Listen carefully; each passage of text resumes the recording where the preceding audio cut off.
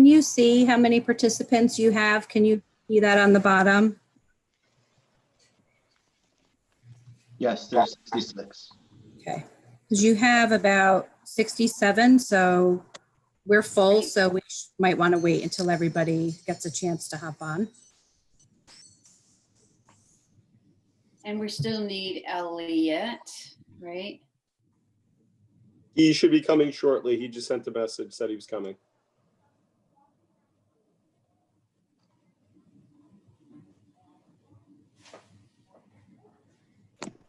Perry, is that a mustache? He's frozen. Oh, or is that an old photo? Is that a recent photo or no? I don't know. He's just frozen. Oh, He's not frozen. That looks like his picture. And when that's my face when I still had some color in my face versus gray. That's my I don't want you to see what I'm doing thing. that's awesome. Clever.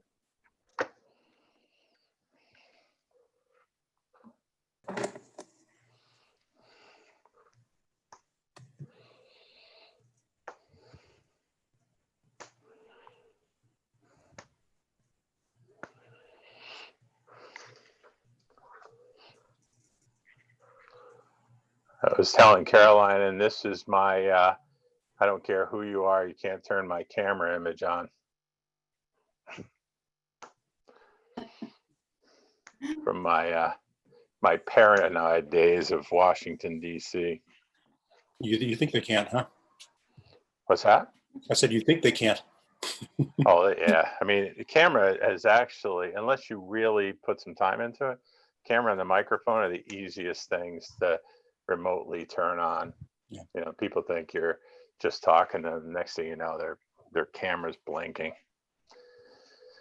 But nothing fixes it like a little piece of paper that goes over. Oh, yeah. Yeah, you're right. And if you really want to look cool, you put electrical tape. That way nobody can see it. I just want to cover up my camera because everybody's so dressed up. I got on my like Woodstock tie-dye shirt. Jeez, I'm just gonna hide like this. So Sunset Carnecchia, how look are you bad. today? Peace, man. Oh,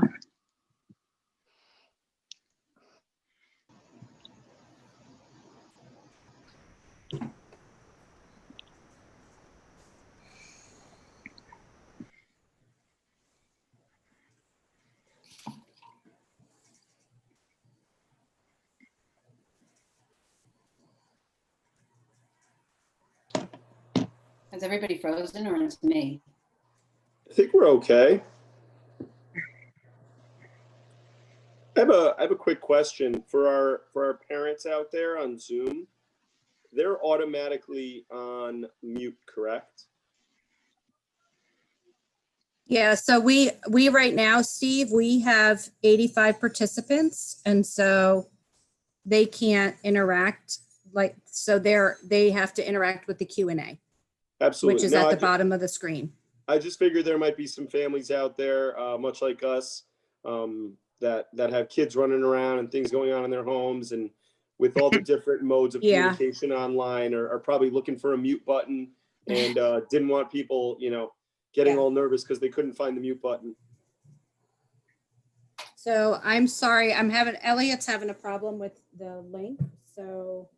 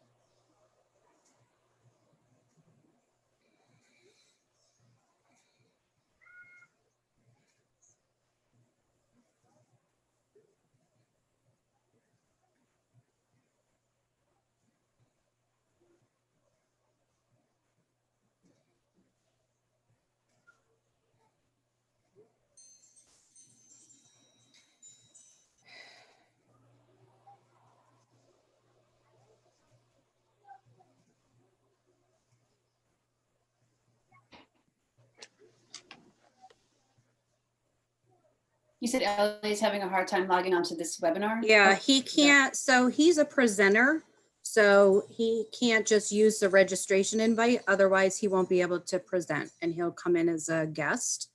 So I resent him that link, Mhm. so.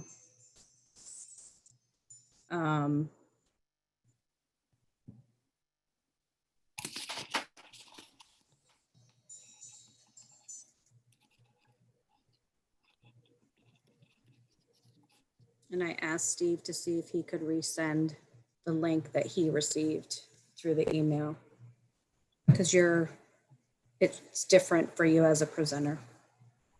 Is this part early on or is it later in the?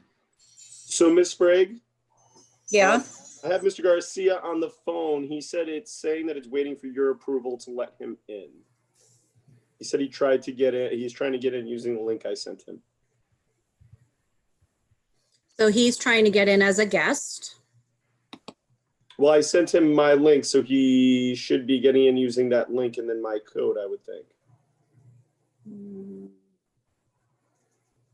I don't see him trying to get on. All right, I'll try to help him out with that. So when it says the link, it says it's a private link or whatever. Did you click on that? Sure, I think John's question was, at what point do we need Elliot? Like, is he later in the agenda? Could we get started so for parents, or do we need him Laura- pretty much from the start? It's like, Or Laura? Laura, could you answer that? I don't know when Elliot's part is in the meeting. If you can We make don't need- one of us, if you can give one of us the ability to co-present, we just need to be able to present. We have the PowerPoint and one of us can go with it. Okay, I made Steve a co-host. Yep, so Steve. Yep. I think he's still talking to Elliot, so that would be Okay. the issue. All right, I'm gonna Now make they you a want me to co-host, co-host on Caroline. an iPad. I can't imagine. And then just tell Elliot to join as a guest, right? So they're telling you to. Well, yeah. Is that right? I mean, I'm Sure, I guess. I think we're going to try to start. Yep. Start with.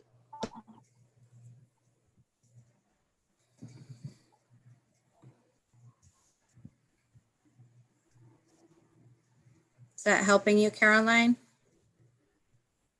I'm just trying to open it. Hold on 1 second. So I informed Mr. Garcia of what we're trying to get done and that we're going to try to get started. So Caroline, you're going to run the presentation from your end. Thank you. Cheryl, is it possible for you to send Elliot another link as a panelist, because the one I sent him isn't working? I sent him another link. I resent him the invitation from the original one, but he said he didn't receive it. Okay. So I'm gonna try to keep working on that. Thank you very much. Are we good with my share screen? Looks great. Okay, Yeah, it looks good. Thank you. you're welcome. And we'll just wait for later for Elliot to join us. And so I have, the only thing is you're sharing, because I have a little something to say and now I can't see my screen, my little introduction. Okay. All right, are we ready? Sure.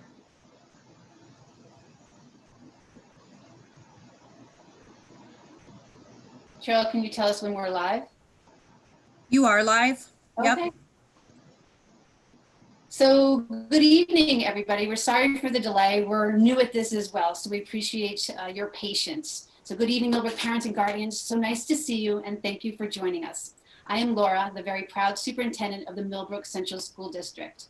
I wanted to start off with a big thank you for all the emails we have received, and please know that we will take them all into consideration before making a final decision on how to return in person. This is the first of 4 parent meetings we have scheduled to share what the reopening of the 2020-21 school year will look, sound, and feel like for your child. The 4th meeting is for our Spanish-speaking families and will take place on Monday at 6 o'clock. On the 11th, the board made the decision to start the school year out with a remote learning model with the intention of transitioning to a hybrid at a later date. This decision allows us the time to finalize hybrid plans, turn plans into reality, address the many concerns and questions from the board, and take extra measures to ensure the safest, most flexible return to school environment possible that meets financial, security, safety, health, and well-being requirements. Tonight, we're going to provide you with an overview of what remote learning will look like this time around, recognizing that distance learning will not replace the valuable learning experiences students and teachers have when they are here in school full-time. But we are confident that we have created and continue to refine a remote plan that is grounded in the understanding of current circumstances and lessons learned from last spring, and is carefully balanced against what can be meaningfully accomplished from a distance. We have also added some slides that speak to what a day in classroom could look like in a hybrid learning model. Starting out remote gives us the opportunity to review and explore various types of hybrid models with our eye always on what is best for students. Please know that a final decision on the eventual hybrid model has not been made.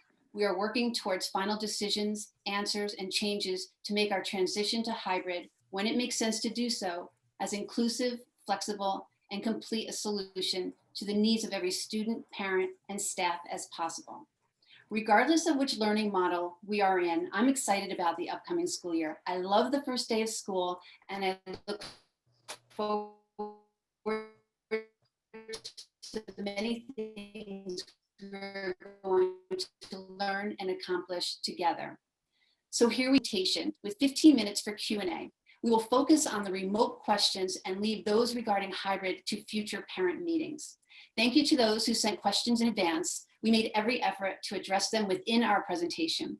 We will try to answer as many questions received from parents attending this webinar and the parents who are watching via live streaming. Any unanswered questions will be compiled in an FAQ sheet that will be posted on our website and shared with families via School Messenger. And finally, I wanted to take a moment to thank the administration team for their hard work over these past few years, the board for its leadership, and every staff member, parent, and community member that has reached out to us. We thank you for your ideas, suggestions, support, and really difficult questions. So here we go. Caroline, please cue up the presentation.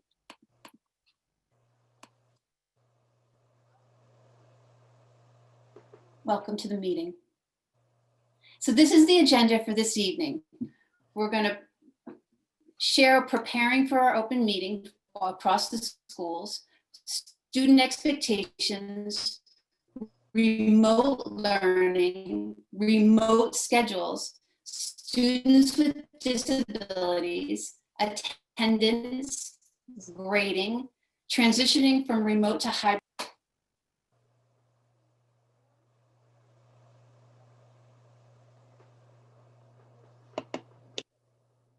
It sounds like Laura might be having some technical difficulties. So are you back, Laura? I don't know, am I? Yes. Did you hear the agenda? Some of it, yeah. Okay. So I can see on the screen, these are our agenda items. Sorry for the technical difficulty.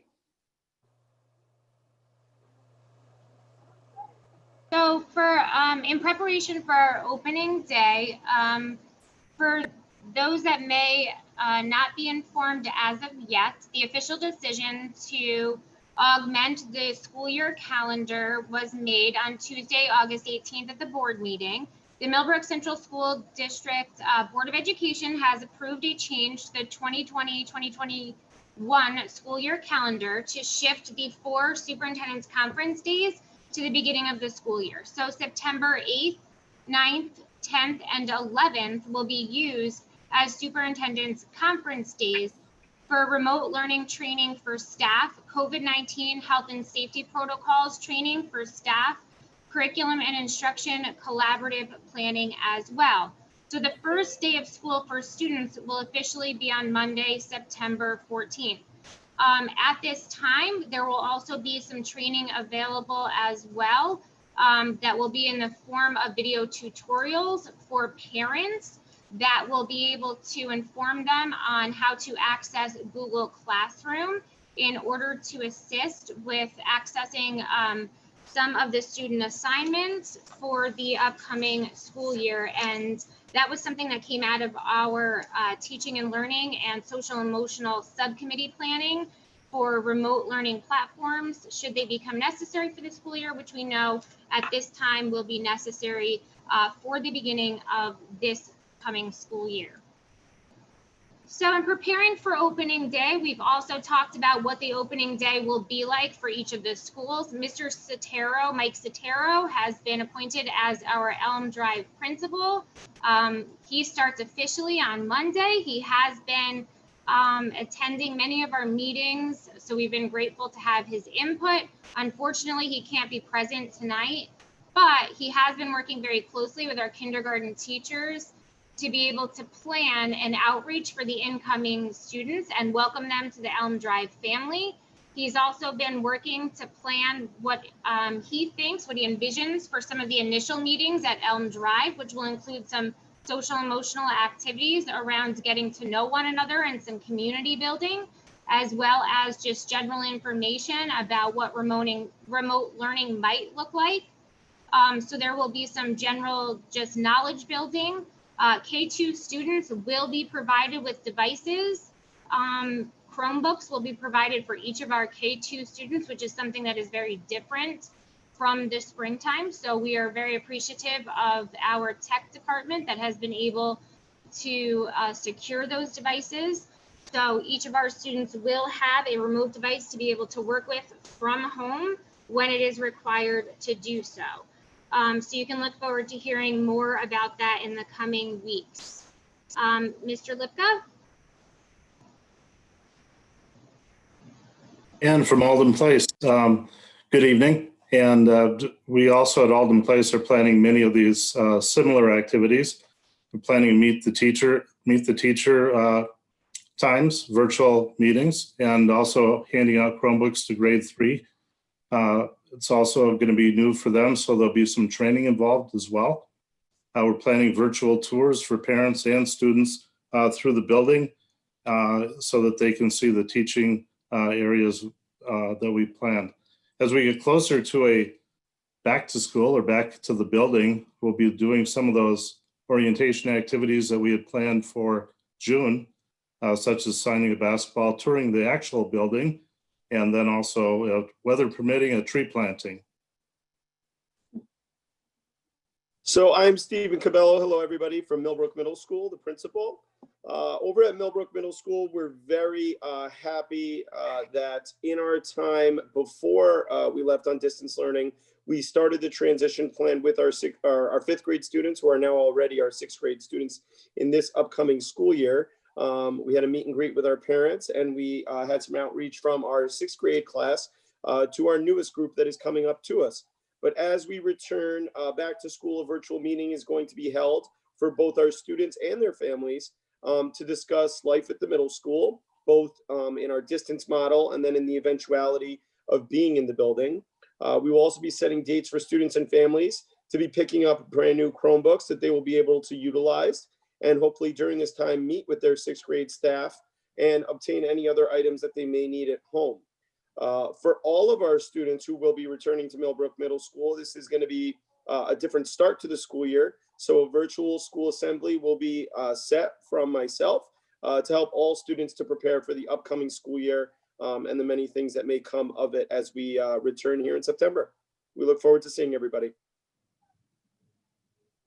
Hello, everyone. Mr. Sipe here, high school principal. Similar at the high school, we will also schedule a virtual meeting with our connection crew. Our connection crew is a group of senior student leaders, along with our 9th grade teachers, to welcome the class of 2024. We will also be coordinating a day for the exchange of their Chromebooks, where our incoming 9th graders will turn in their 8th grade Chromebooks and receive their new Chromebook. And we will also hold a virtual school-wide assembly along with my counselors to review our school expectations.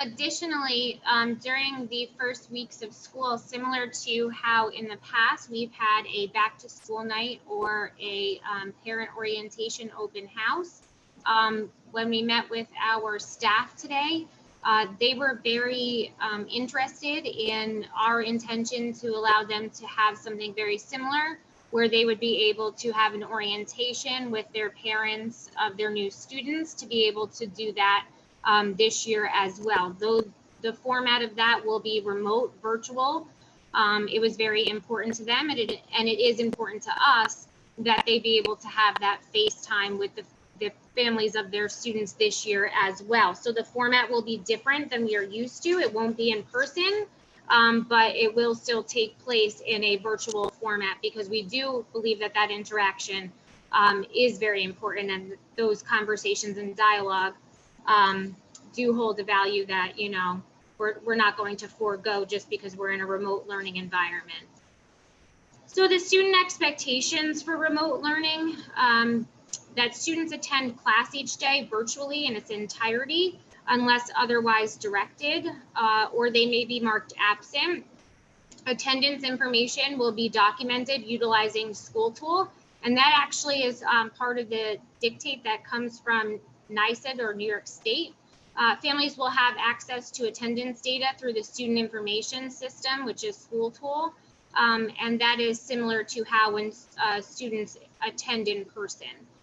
Students will be provided a district Chromebook, as I had mentioned. That is going to be K-12. That's a K-12 initiative now. They will utilize their computer camera for in-class participation and engagement. That's also really important for like that social emotional connection, for you know, in terms of like facial expression, be able to have that social emotional connection with their teachers and their peers. Students will participate in class discussions and be ready to answer and ask questions, to be engaged, and to be able to fully benefit from the instructional process. Students will complete and submit assignments, and of course they'll use their technology appropriately, adhering to the acceptable use policy and the district code of conduct. Additionally, in remote learning, classroom teachers will provide students with daily activities and lessons in all instructional areas following a prescribed schedule. So there will be a schedule that students will be provided. We do know that there were areas from springtime that needed to be improved upon, and one of them was scheduling, having a more consistent schedule. So there absolutely will be a prescribed schedule that students will be given to be able to create a more predictable schooling environment for the fall.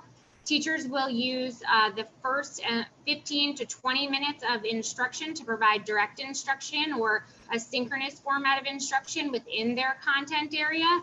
And the remainder of the class period will be utilized to gradually release students for independent work or an assessment of skills, and then independent work, gradually releasing students at their level of readiness or at their own pace. Teachers will remain present throughout the period to be able to provide support for students. So for an example, if a student is particularly strong with a skill or new content, maybe they would be able to be released into their independent practice sooner than some of their peers.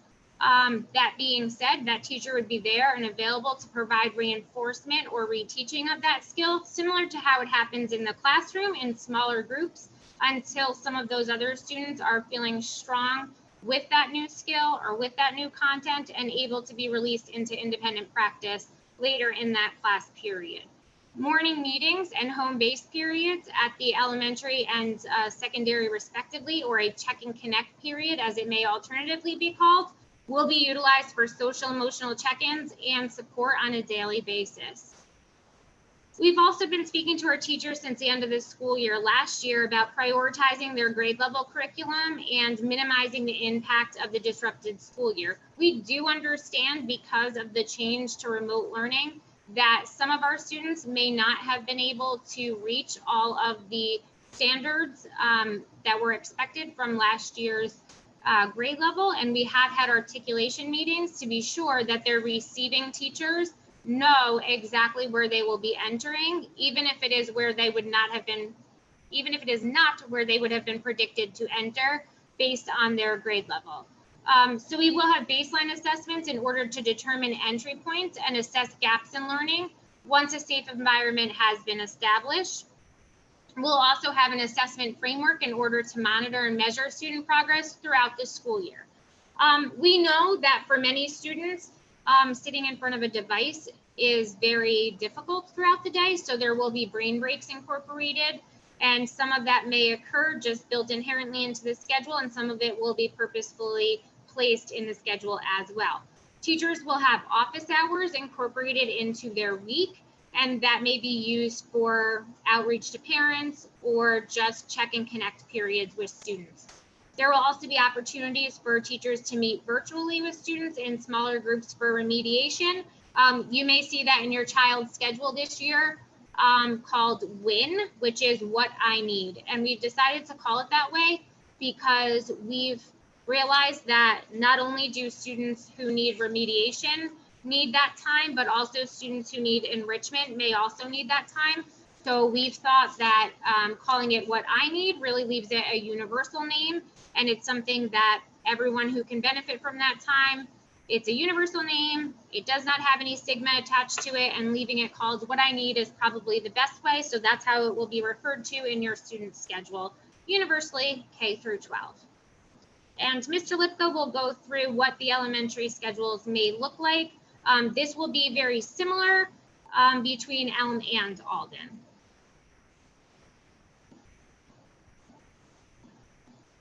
You're muted, Mr. Lipka. All right, thank you.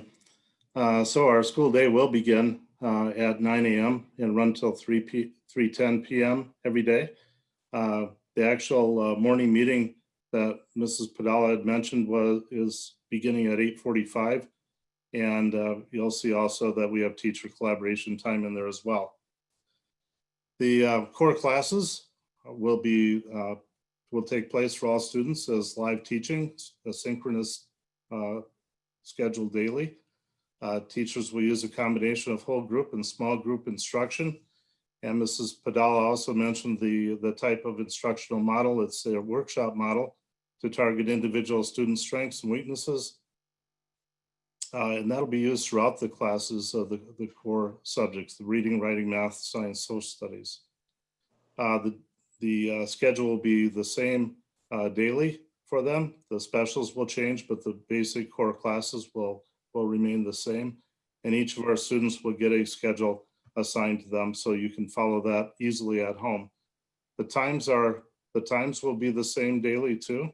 So the expectation that they'll be logging on at a certain time is important. The special class, it says asynchronous daily, but really that will probably be a combination of the two. Some live instruction, some asynchronous instruction as well. And support instruction is included daily as well. If we have students in AIS or receiving Wilson, different subject areas, those subjects will be covered daily. And next we have the secondary schedule with, I believe, Mr. Cabello. Yes, sir. So when looking at the draft of the middle school, high school schedule, you will notice that to start the day from 8 a.m. to 9 a.m., we will have teacher collaboration time. This will be built in our schedule to allow teachers to work together, both across grade levels, but also across department content levels, to make sure that we're providing the best education possible through our distance learning model. From 9 a.m. to 9:10, we will have a check and connect time. This will be small grouped sections where teachers will be able to meet with their students and prepare them for their day daily. So during this time, this is going to be a great time for our students from the social and emotional level to connect with one another, speaking student to student about things that are going on in their lives, the different challenges and solutions that they all can be working on together towards their academics each and every day. But also during this time, it's going to be a great place for our teachers to assist students to just be prepared for their day and be organized. understanding things like what links to click on in order to meet their 9-period day schedule. This is going to be very helpful. And at places like the middle school, doing things like character education that are mandates for the middle school program. As you look down to the regular day, you will notice that the student day will run from 9 o'clock till 3:05. This is going to be really good because for our students at the secondary level, starting a little bit later in the day is fundamentally a stronger place for them to begin their day. And what we will do as we begin our regular period schedule is that students will follow their regular period 1 through 9 day schedule, which they eventually, as we make our transition to other models, will stay intact. You will notice that all of the periods right now in our draft model are 35 minutes long. During these models, teachers will be providing direct synchronous instruction from anywhere from 15 to 20 minutes. After that time, and this is very typical of an in-person lesson, after that direct instruction is over, there will be a gradual release for all of our students. Our teachers will be available throughout the remainder of the period, but during that gradual release, that time will be used for assessment of skills, working on the things that they learned on directly, and then the teacher will remain on to assist any students who need support. Again, when we state support, it doesn't necessarily mean for students who are struggling. That can also mean for students who maybe are going above and beyond and want to challenge themselves to the next level. When looking at the schedule, again, this is very typical of what you would find in a regular schedule that all middle and high school students would have. But do also keep in mind that built into this, we are going to have things like those brain breaks that Ms. Hernandez had spoke about. There is a lunch that would be built into every student's schedule. And then we are incorporating things like a WIN period. And again, WIN stands for what I need. And again, that period is going to be used to assist students who do need more support or do need any extra enrichment and really want to build on the skills that they learned during that direct instructional time with their teachers.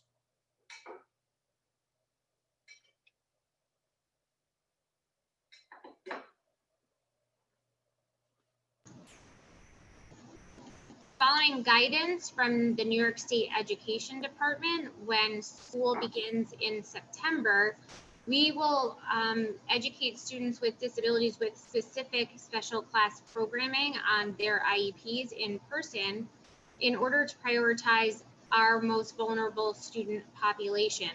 Additionally, where practical, we will also be providing related services in person as well for those students that have those specific services on their IEPs. For parents of students with disabilities, you will be getting notification from my office in order to plan for your specific child and their specific programming within the next week. So we will be making those notifications and we will be having to have conversations individually with each family.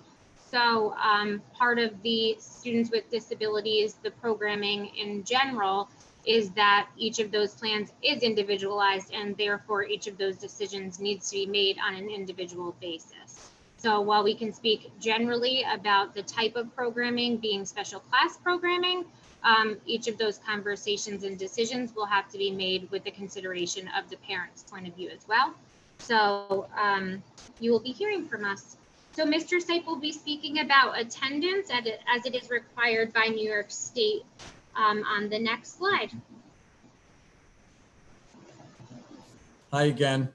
So regarding attendance, the New York State Education Department regulations mandate daily attendance, regardless of the model, for every period at the secondary levels and all core classes and special area classes at the elementary buildings. Similar to what was already discussed with respect to our student expectations, all students are expected to engage with and in the learning experiences provided by their teachers. As administrators, we receive daily attendance updates and reports. If there are attendance concerns, our teachers, counselors, and administrators follow up with students and their families to address those specific concerns. Our district uses a multi-tiered system of supports to address absences. We will provide interventions to those students who are not attending and for those students not engaging successfully in school. Some examples include, but not limited to, family outreach and phone calls, counseling support services, assessments, referrals, as well as home visits. Our protocols are aligned so that our students can easily be identified and referred to the multi-tiered system of support or our RTI teams if support is needed. Regarding grading, as you had just heard about the direct instruction that's going to be taking place both synchronously and asynchronously, students will be formally graded with the normal school report card format. Our grading system will vary as it has in the past at both the elementary and secondary levels. At the elementary level, standards-based grading will be used on a 1 through 4 scale to assess student progress. Standards-based grading provides an opportunity for our teachers to monitor students' proficiency in identified standards. Standards-based grading tells a parent how a child is performing in relation to the standard and helps to identify areas for improvement in their learning. Whereas a traditional grading system tells a parent how their child performed on tests or quizzes after that learning has occurred. So students who earn a level 1 on the report card are performing below proficiency grade level standards. Level 2 is when students are partially proficient in those grade level standards, but not meeting all the successful criteria. Level 3 is where students are proficient in those grade level standards. And level 4 is when students excel in those grade level standards. At the secondary levels, we use the traditional grading system, averages ranging from or between 0 through 100. And these grades are converted to a letter grade at the high school only. As always, all assignments will be assessed and our teachers will provide feedback for the express purpose of fostering growth toward achieving grade level standards. Teachers will continuously monitor student progress, and both formative and summative assessments will be used for student accountability throughout the educational process. And lastly, due dates must be adhered to in order for students to maintain a steady pace to position themselves for success.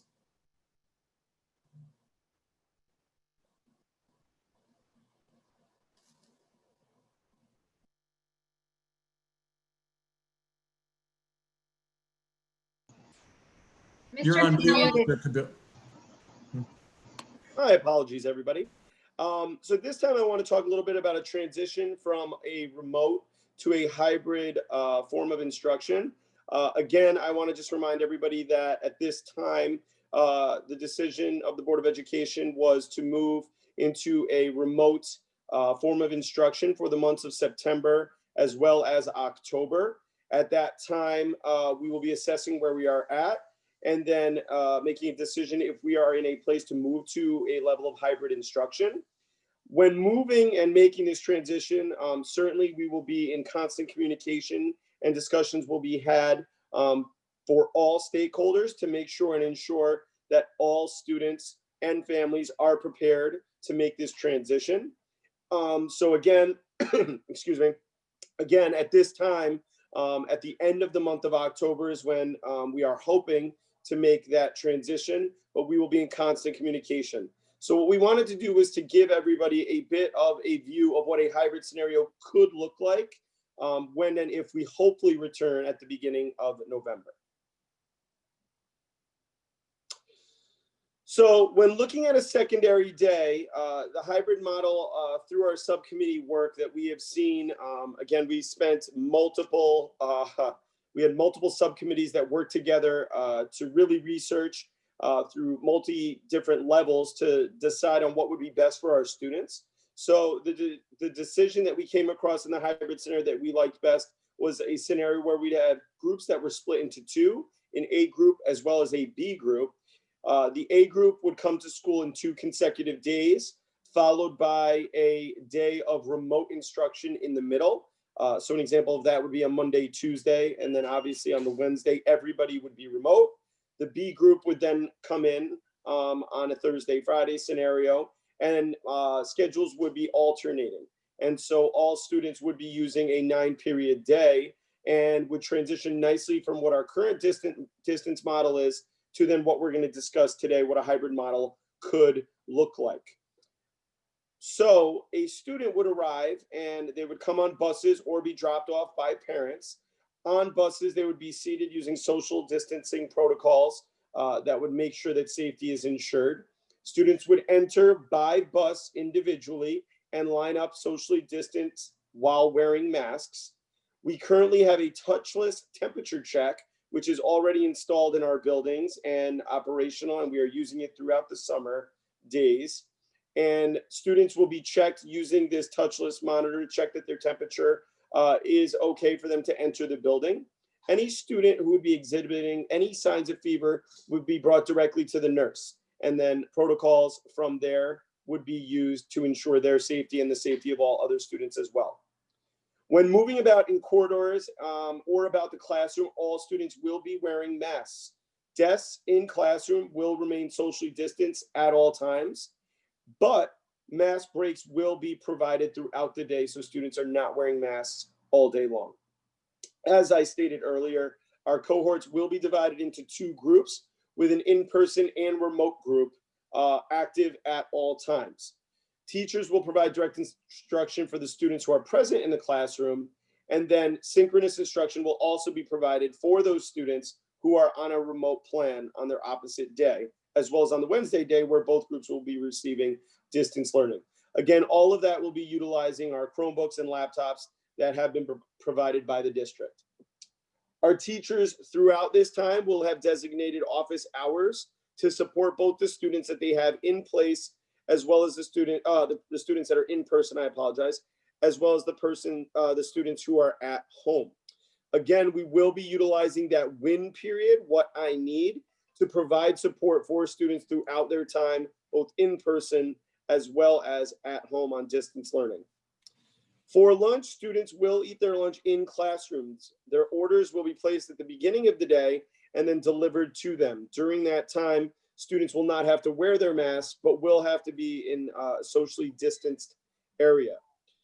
We believe that our students will come to us in this hybrid model and recognize that school will be very different, but we do recognize that they will be excited to be here with our Millbrook educational family, with their classmates, with their teachers in this new hybrid model. So I don't want to be repetitive, but you will notice that at the elementary school, we do want to have a K through 12 continuum so that all parents and families and students are seeing the same things at multiple levels. So as you look at the entry process, it will be identical at the elementary schools as it is at the secondary schools. Again, students will either get dropped off by families or will arrive on buses, all socially distanced and with masks, and the temperature checks will also occur in those buildings. Again, throughout corridors and moving about classrooms, students will have to wear masks, and desks will remain socially distant throughout the day. Again, groups will be divided in half so that we can adhere to those protocols, but mask breaks will occur throughout the day to assist our students through that. For our students who are at home but on a synchronous learning schedule, they will be working with their teachers and will log on, follow along, ask questions, and get support from their teachers when they are in session. Again, they will be familiar with using these devices and navigate easily through these tasks presented. The teacher will check through their work and support them as a group or individually as needed. And just like this is similar to what we do when we are in the building. So to wrap up what a hybrid day will look like for an elementary school student, there will be some students every day learning in class, while also others that will be at home. Students will be logging in using their computers and following along with lessons and submitting work regularly. The regular schedule that will be occurring for our students will be inclusive of reading, writing, math, science, and social studies. and also have special area teachers with them each day in the rooms to do lessons in music, art, technology, physical education, and or the library. Once again, as stated earlier, students will be wearing masks, but we will be utilizing time to have breaks where they can take them off, but they will need to use them whenever they're moving about the building or sitting in classrooms or in any situations where they're not going to be socially distant. Once again, at the elementary school, lunch will be in classrooms. They will order at the beginning of the day, and then it will be delivered to their rooms. Students will not have to wear their masks when they are eating, but will have to stay at their desks. Teachers will come to the room and ensure that students aren't doing as much traveling throughout their day. And devices will follow students home so that they can utilize them for any work that they need to work on. Once again, we certainly want to say and be realistic that school may not be exactly like it is, or was, I should say, in the past, but certainly we will all be happy to be back together and working towards a hybrid model that hopefully in eventuality leads back to all roads as they were back in September of last year.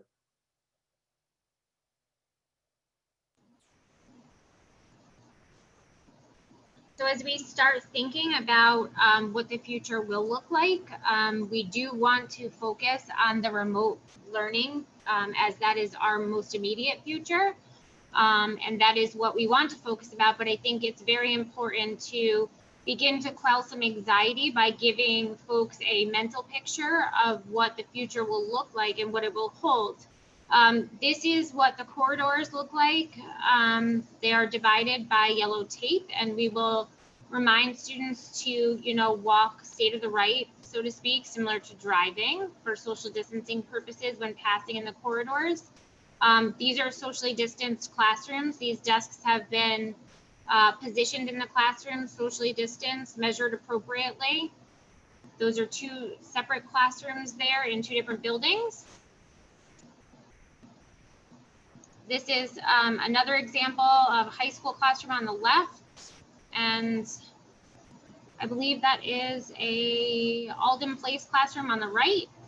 And that is me checking my temperature yesterday upon entering the building. That is a touchless thermometer. We also have the handheld forehead thermometers as well. So as you can see, the screen is lit up green because my temperature was appropriate and I was ready to enter the school. So I was able to replace my mask and keep on moving, entering the school. So that is what a morning may look like for someone able to enter the school and keep moving with their day. So I think it's important that people just see the distance between desks. That's the 6 foot socially distanced. That is 6 foot from the middle of the desk because it is considered when a student would be leaning forward, maybe in the writing process, where the center of their head would be leaning. So it's from that point, middle of the desk, to the back of the student's chair, and 6 foot shoulder to shoulder, side to side. That's how those measurements are taken. And that is how those desks are positioned. So we just thought it would be important for people to have a visual of what the desks would look like.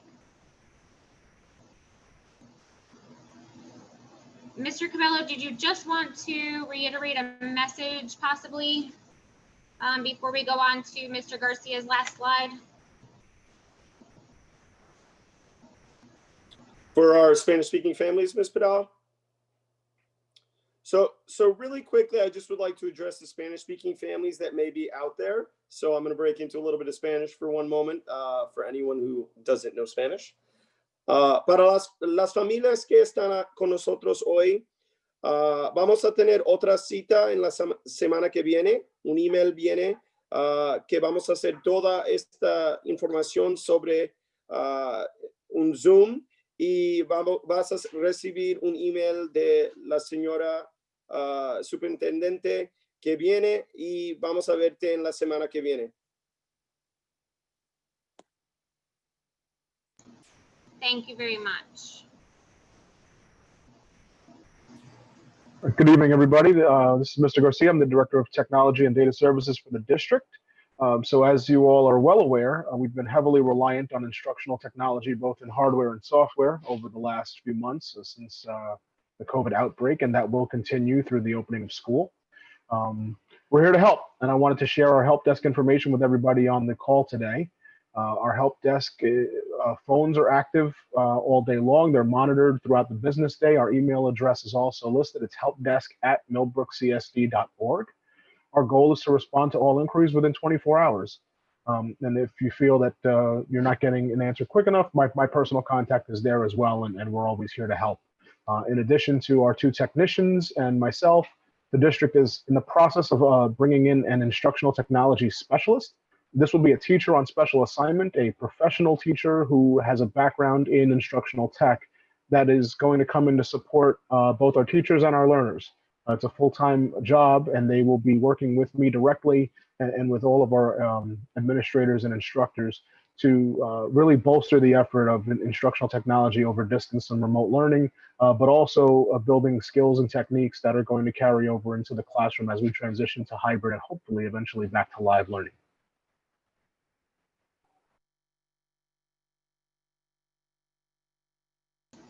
Oh, if I could ask one more thing, I'm sorry. I know there's some Q&A about bandwidth, so I'll just address that one right now. There was a question about, do we have enough bandwidth to support remote learning? And I wanted to share with all of our listeners that over the summer, the district and most districts in Dutchess County have committed to doubling their bandwidth. What that means for Millbrook is after participating in upload and download speed tests and capacity tests, and working with our administration, I was part of our scheduling conversations at both the elementary, middle, and high school level. And we are relatively confident that based on the needs expressed in our schedule and at every age level, K through 12, we will be able to support synchronous remote instruction concurrently throughout the district as needed. So that is something that we couldn't commit to in the spring, but we can certainly look forward to in the fall as we enter the new school year.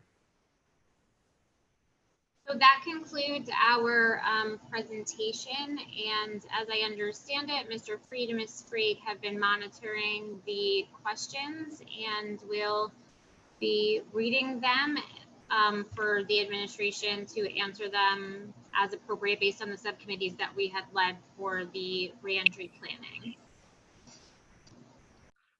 Good evening, everybody. I'm Brian Freed, and I'm the Assistant Superintendent for Business here at Millbrook. First question, and I'll just remind you, if you could throw all your questions into the Q&A and not use the chat, that would be helpful, just to make sure that we get to all your questions. Hi, everybody. Can you clearly explain the plan for kids with IEPs during the first 2 months of remote learning?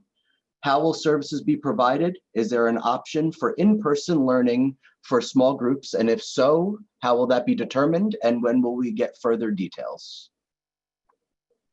Ms. Padala? I'm sorry, can you repeat that?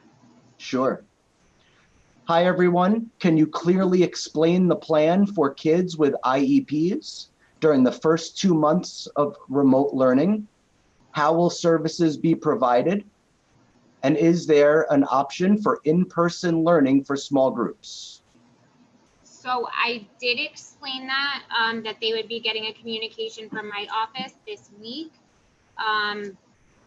Because IEP is being individualized, it's going to be individual. They will be getting a personalized notification from my office based on their child's specific IEP, letting them know now that the decision has been made to go to remote learning for the first 2 months, and what that will look like, or what it could look like for their student, but that they essentially will have to collaborate on that decision making. Next question. Please share your plans for BOCES with being virtual for the start of the school year. Mr. Sipe? Sure. So I don't have an exact or confirmed answer. However, right now, I do anticipate our students will attend BOCES in person on the days they are scheduled to report in the BOCES hybrid schedule. When I was on a video conference with them a couple weeks ago, They were considering an AA cohort would attend on Mondays and Tuesdays. On Wednesdays would be a remote for all the BOCES students. And then the other half of the students, the other half of the cohort, we'll call that group the B group, they would attend on Thursdays and Fridays. Again, we anticipate the students would return in person as BOCES is part of their educational program. So right now, I would anticipate if a student attends BOCES in the afternoon, they would attend their periods 1 through 5 classes at Millbrook High School remotely, and then they would get picked up or drive to BOCES for their afternoon program. So now we have a question. Can you speak to the importance of younger students in the elementary school having face-to-face contacts with their peers as far as individual growth is concerned? Well, I mean, I think that it's really important for them to have that socialization opportunities. I think a lot of what they do is teach that, right? Communication, their abilities to have that interaction is going to be very important. Part of what we did was build that time in, even to have like lunch bunches and those picnics for them to be able to socialize with their peers. So we did do some of that in the spring, even just for the social emotional learning. I'm not sure if that's a question that they're asking during the remote environment. I'm assuming that that's what that question was about. Tom, did you want to jump in and say anything? Apparently you have to push send when you answer that, because I wrote about 3 or 4 lines here. So anyway, so yeah, you had talked about the how the classes operate, and that when they learn a skill and demonstrate a skill that they can go and off and work independently, sign out and work independently till the next period. And others will continue to be supported by the classroom teacher, possibly till the end of that period. But there's a, you know, I think we'll have more focus on students in this kind of setting. Thank you. Does the New York State Educational Department seriously expect 4 to 6-year-olds to sit in front of a computer all day? And what about parents who work all day, have multiple babysitters that can't maintain this elementary schedule? And let's just acknowledge that you know, listen, absolutely, this is a hardship, and it's something that we know that is a hardship for families. You know, this is the best decision that we were able to make at the time, and it's a little bit more of what we went through from March to June, and we acknowledge that, and it's challenging. I don't know if anybody else has anything else to add. I guess I would say we're also not expecting 4 to 6-year-olds to sit in front of a computer all day. You know, there will be breaks for sure, but point well taken, and we'll certainly. I think we also intend to make the opportunities for the youngest population that we serve developmentally appropriate. So in terms of all day in front of a computer for our youngest learners, that's probably not the reality that they will be facing. So while we will use the face-to-face learning opportunities for them, a lot of them will be for social emotional interaction and working on those skills that can't be done without their peers and access to their teacher. And there may be alternatives for other asynchronous opportunities to learn as well. So I don't know that it's in reality going to be 4 to 6 hours in front of a computer for our youngest learners. Next question. So why more time when you had 50+ staff members on committees who had 2 months to hash this out? It appears that every district collaborated on the reopen plan since the language is virtually the same. And now it appears that everybody has again collaborated again to go remote. At no point did those 2 months did somebody realize that we weren't going to have enough money for extra staff, or not enough PPE, not enough spacing, et cetera. So I guess I'd say, listen, as a district, we made a decision that that we were going to go above and beyond, and we're going to make sure that our facilities are safe for our kids in its entirety, and we're going to do what we can to leave no stone unturned. And there's still a lot of opportunity for us to be able to work on remote learning, and we have a commitment to do that. I don't know if anybody else has anything else to add about that. Okay, and the second part of that question is also if the governor says there can be sports, it'll start on September 21st. And will the district allow athletes to participate knowing that the first 6 weeks of sports would coincide with them being strictly remote? And I'd say for my own part on this, and then I'll pass it off, we have, I'd say another 4 weeks or so to be able to make that decision and be able to see really what's coming our way, and see how our remote is going. And I, for one, wouldn't be prepared to say give that a thumbs up or a thumbs down. I think there's a lot more to talk about, and in this instance, we're kind of blessed with some time to be able to do that. Thank you for that. I don't know if you want me to add on to that, but Governor Cuomo did release a statement or announcement yesterday citing that his office will make a determination in terms of what high school sports will be permitted to participate and or not. What I had read, there seemed to be an indication that there may be some allowance with intramurals within your specific school district. However, schools would not be allowed to compete outside of the district. So they would not be allowed to participate against other schools. But again, we just need some of your patience because we're awaiting his guidance, and that seems to be coming in within the next week. Thank you, Mr. Sype. Would there be a separate nurses room for students with fever apart from the regular nurse's office? And the answer is yes. We're actually, one of the assurances that we've made is that we actually have to have a separate isolation room. And one of the things that our director of facilities has worked on is he's actually, we're purchasing negative air machines, air scrubbers that we're going to be pumping to the outside to make sure that actually none of that air is going to be pushed into the hallways. So we're going to be prepared there, and our director of facilities has been working on that. Anybody else want to add anything about that? I just think it's important to note that the nurses are very familiar with these infectious diseases. Our nurses have all worked in hospitals. So while COVID is a new infection, these infectious diseases are not new to nurses. So all of our nurses have experience working in negative pressure rooms. So they are experienced with this type of environment. So this is something that they are familiar with. They're familiar and they are fitted for N95 masks. So this is something that they've had training in, they're comfortable with, they understand the protocols for, and they are very, confident and ready to face this task if and when we come back and isolation rooms and regular nurses stations become a reality.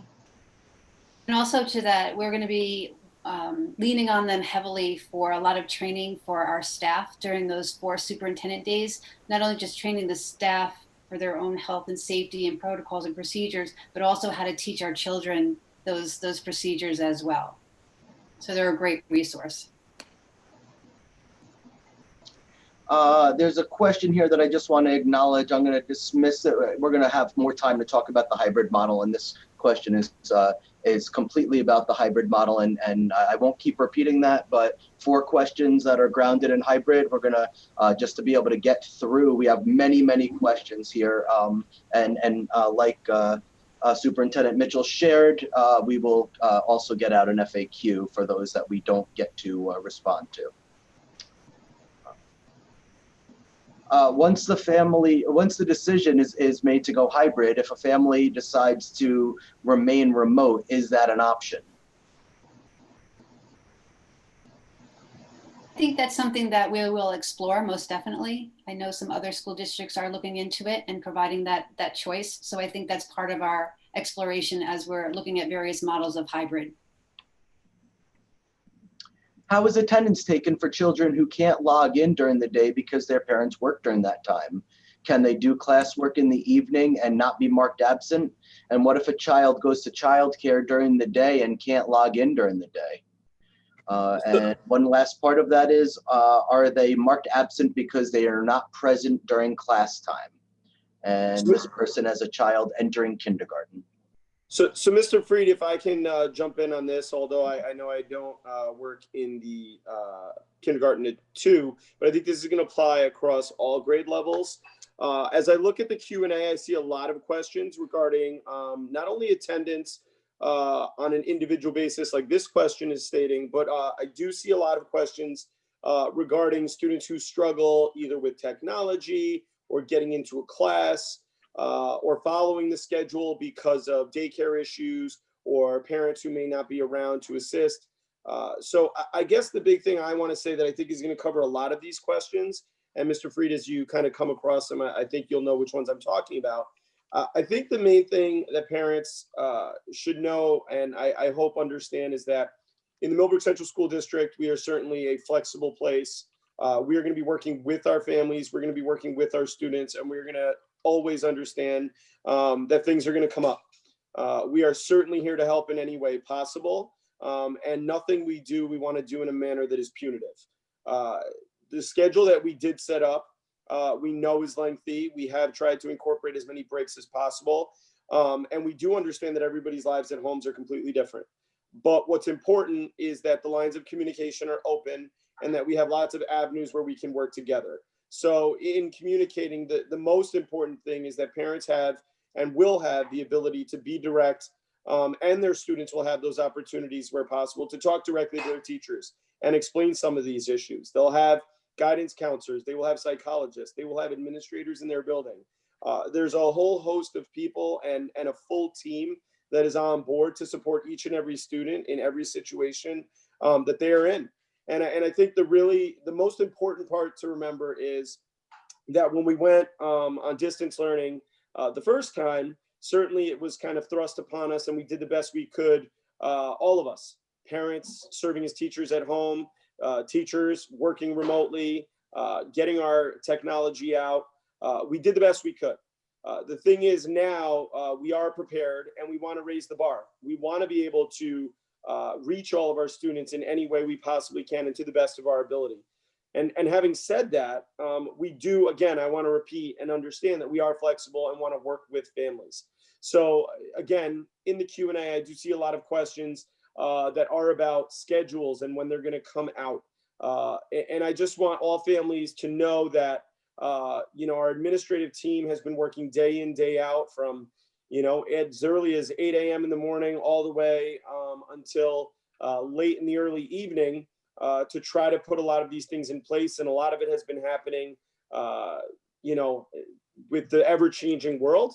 But as we have information, we have a commitment to be transparent. We have a commitment to communicate with families. And when we have all that information and we have things like schedules, we will be getting them to you as soon as possible. But we ask and lean on you to understand that with all of these things that are happening, things are constantly changing. And we want to make sure to have a schedule and we want to have all of this stuff in place so that as soon as we do get it to you, we can hit the ground running and be as flexible as possible, working with you to provide the best education for your student as possible. So next question is, how many brain breaks will kids get? I think it's going to depend on the level, the grade level of the student, depending on what is developmentally appropriate for that grade level. Will there be busing for the children with disabilities that get services or classes in person? And the answer to that is yes. We'll be providing transportation for children with disabilities with in-person services and those students who attend a private school who that it has an in-person instruction right now. And we also did get verification that that we will be able to provide transportation for those students attending BOCES CTI if they are in person as well. Are the meetings scheduled for this all the same, and should we log in each day? And so yes, they are all the same in terms of presentation, and then depending on the Q&A that comes up. But in fact, we would actually ask that you don't sign up more than once to allow for others to have the opportunity to sign in, because we only get a certain number of slots. So thank you for that. But of course, be in touch if you have more questions that we haven't addressed. Does my son turn in the Chromebook he was given when the pandemic started? No, I'd say your son would hold on to it and use it for this coming year. Mr. Freed, if I could chime in for 1 second, that there's going to be grade levels that will be turning in their Chromebooks. So specifically our students that are moving up from 5th to 6th grade and from 8th to 9th grade will be trading in their Chromebooks for new devices that they will keep for their entirety of their middle school and high school years respectively. Other students will be allowed to maintain their Chromebooks for the most part, unless there's an issue or challenge, and we will communicate with those families directly. Thank you. If the child has a doctor's appointment, do we notify the school like normal? Yes, please. Yes. What's the deal with Regents? Good question. When we find out, we'll let you know. But is there any other information out there? So, Mr. Freed, actually, I did read a news release today that they had stated that amid many uncertainties, that they did release the dates for the 2021 Regents exams. They will be administered, quote unquote, provided that it is deemed safe. So stay tuned. Thank you. Does the bandwidth increase help local households with poor Wi-Fi signals, or does that just mean that the district buildings now have improved Wi-Fi speeds? I'll take that one too. So it's going to be hard to tell initially what the cause of any lag was in previous sessions without knowing for sure the individual situations. We don't know what was the cause of any problems that were incurred in the spring, but the increased bandwidth will certainly help on the district side, on the teacher delivering instruction side, and we will say that the district is prepared to assist families in need with poor or inconsistent Wi-Fi or high-speed internet access at home.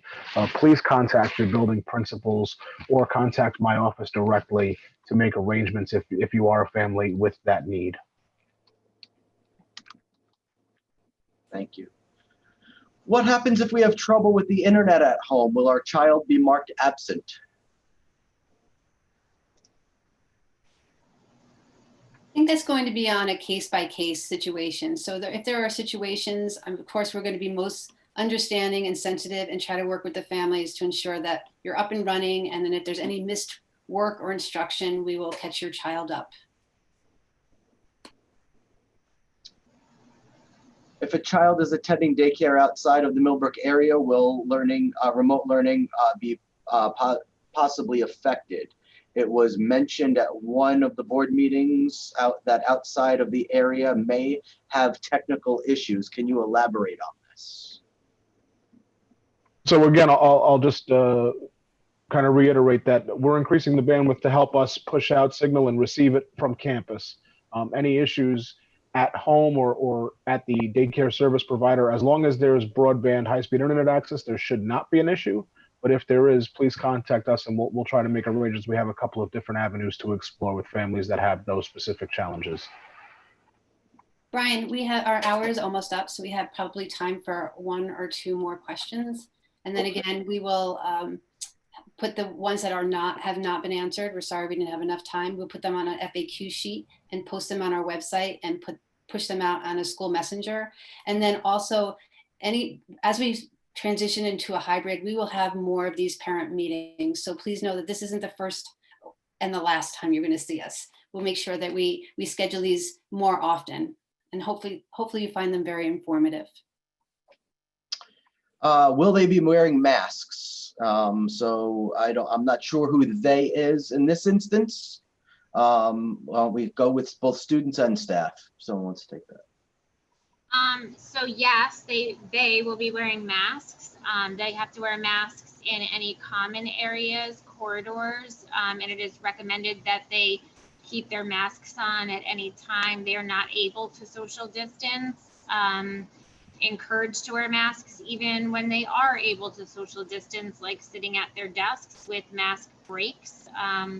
We will make them as frequent as possible for them, them being students and staff mask breaks. And we will try to make them in the younger grades. We will try to make those mask breaks in fresh air when possible. But yes, all of the days will be wearing masks. Okay, so I guess two quick ones. Sorry if I missed this, but will you be using Google programs again this season or something different? Mostly Google. We will mostly be using Google. If there's anything else, we will be pushing out tutorials where possible to make sure that parents are on a somewhat equal playing field, so that if they need to, they're able to support their students at home should the need arise, that you are familiar with the programming as well. If I can add something as well, because I saw this down the Q&A as well, and it relates to this. For all of our families at home, and this goes for students and parents, at this time, many of our students have district Chromebooks or laptops. Any technological issues that you may encounter, students have their own email address, so they can utilize the help desk if they're having any issues. We've had multiple families contact us throughout the summer where they may have issues with their Chromebooks. So each student can just use their email, and they contact in the contact, they type in help desk, and they can ask any questions of our team from a technological standpoint, and that they'll get a response, and they'll be able to get assistance with those Chromebooks. And that'll be something that'll be occurring throughout our time via distance learning and throughout a student's time in the Millbrook Central School District with their technological devices. Okay, and the final question of the evening before we create our Q&A for all the other questions. After the 15 to 20 minutes of teacher instruction and the children are released for independent work, do they remain on camera, muted, while the teacher checks back in individually, or do we log off to complete the independent work until the start of the next subject? That's really up to the student. If the student is feeling confident and the teacher's checked in with them and they're feeling confident with the new subject matter, the new concept and or skill, there may be no reason for them to remain on for the remainder of the period, but the teacher will be available for support during that time. If they're feeling like they can go and they can do that independent practice and they're ready to take that on, finish up their period independently and want to go ahead and log off, that's okay. But if they needed to log back in, the teacher will be there and that session will be available for the remainder of that period.